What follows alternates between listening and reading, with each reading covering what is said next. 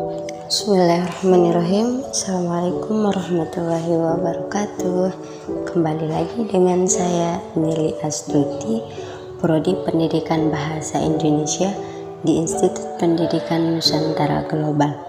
Sebelumnya, video ini saya buat guna untuk menyelesaikan tugas tengah semester mata kuliah pendidikan filsafat bahasa yang diampu oleh Bapak Qodri Mursyidin MPD.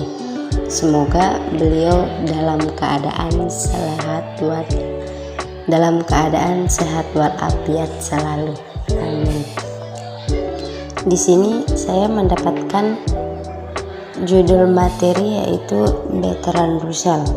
Yang pertama, saya akan menjelaskan tentang latar belakang pemikiran Bertrand Russell. Tetapi sebelum itu saya akan menjelaskan siapa sih Bertrand Russell itu. Bertrand Russell lahir pada tahun 1872. Kemudian beliau wafat pada tahun 1970.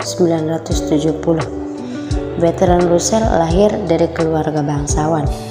Pada umur 2 dan 4 tahun berturut-turut ia kehilangan ibu dan ayahnya. Bertrand Russell dibesarkan di rumah orang tua ayahnya. Beliau juga belajar ilmu pasti dan filsafat pada seseorang yang bernama Awad Haig. Selama hidupnya, beliau menulis banyak sekali.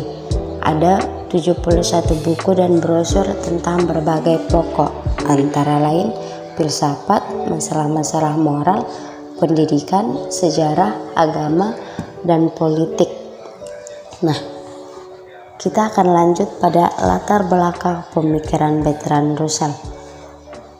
Pemikiran filosofis Bertrand Russell yaitu ia mencoba menggabungkan logika Frege tersebut dengan empirisme yang sebelumnya telah dirumuskan oleh David Hume. Bagi Bertrand Russell, dunia terdiri dari fakta-fakta atomis atau atomic facts. Dalam konteks ini, kalimat berkorespondensi langsung dengan fakta-fakta atomik. Munculnya filsafat menurut Bertrand Russell berawal dari konsep tentang hidup dan dunia.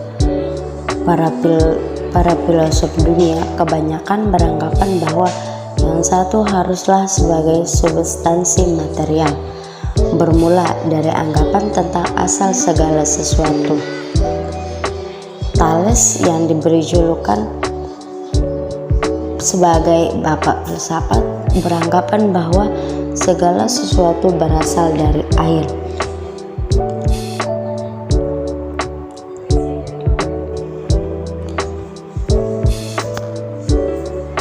Baik, kita lanjut saja pada pembahasan yang kedua, yaitu konsep atomisme logis Bertrand Russell. Pada mulanya, Bertrand Russell mengikuti garis pemikiran More sebagai upaya untuk menentang pengaruh kaum Hegelian di Inggris dengan bertitik tolak pada akal sehat. Namun, seiring perkembangan selanjutnya, Bertrand Russell mengambil jalan yang berbeda dengan jalan yang diambil More. Bagi Bertrand Russell, penggunaan bahasa biasa dalam maksud filsafat yang diinginkan More tidak tepat. Bertrand Russell menentukan titik tolak pemikirannya berdasarkan bahasa logika, sebab ia berkeyakinan bahwa teknik analisis yang didasarkan pada bahasa logika itu dapat menjelaskan struktur bahasa dan struktur realitas.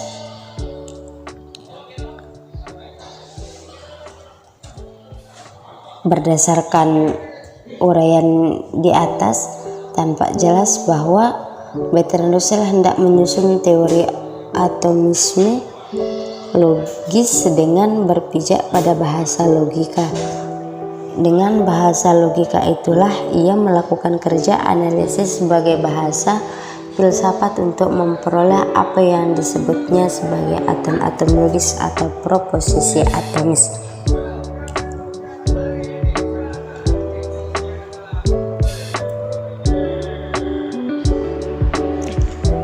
Sebelumnya, analisis logis mengandung pengertian suatu upaya untuk mengajukan alasan a priori yang tepat bagi pernyataan.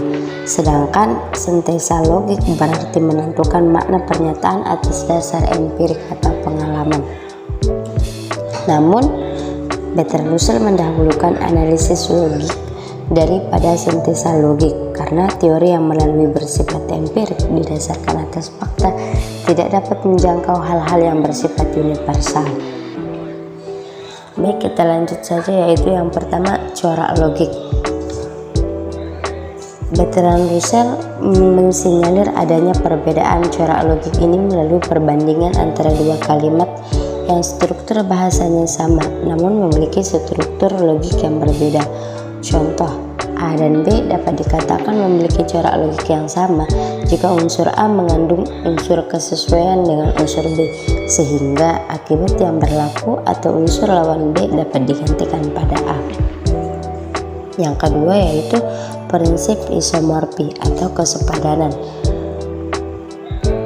Menurut Bertrand Russell, analisis bahasa yang benar itu dapat menghasilkan pengetahuan yang benar pula tentang dunia, karena unsur yang paling kecil dari bahasa atau proposisi atomik, atau dengan kata lain, ada kesamaan antara unsur dunia fakta atau realita di suatu pihak dan dunia kata atau bahasa atau simbol di pihak lain. Ada isomorfi atau kesepadanan antara unsur bahasa dan unsur kenyataan. Yang ketiga yaitu fungsi kebenaran. Analisis logis terhadap bahasa akan menempatkan studi tentang tata bahasa yang mampu menjelaskan secara lebih terang persoalan-persoalan filsafat ketimbang sesuatu yang dianggap sudah benar oleh kebanyakan filsuf. Kemudian yang terakhir yaitu proposisi atomik dan proposisi majmuk. Di sini suatu proposisi dapat bernilai benar atau salah yang menjelaskan suatu fakta atomik itu dinamakan proposisi atomik. Proposisi atomik ini merupakan bentuk proposisi yang paling sederhana karena sama sekali tidak memuat unsur-unsur majmuk. Misalnya, X adalah Y, yang berarti ini adalah putih, atau XRY yang diartikan ini berdiri di samping itu. Setiap proposisi itu memiliki mempunyai makna sendiri-sendiri yang terpisah satu sama lain dengan memberikan kata penghubung seperti ada atau kata atau, maka kita dapat membentuk suatu proposisi majmuk. Nah, mungkin hanya itu yang bisa saya sampaikan. Kurang lebihnya mungkin ada kata-kata yang salah, saya mohon maaf. Terima kasih telah menonton. Sekian, assalamualaikum warahmatullahi wabarakatuh.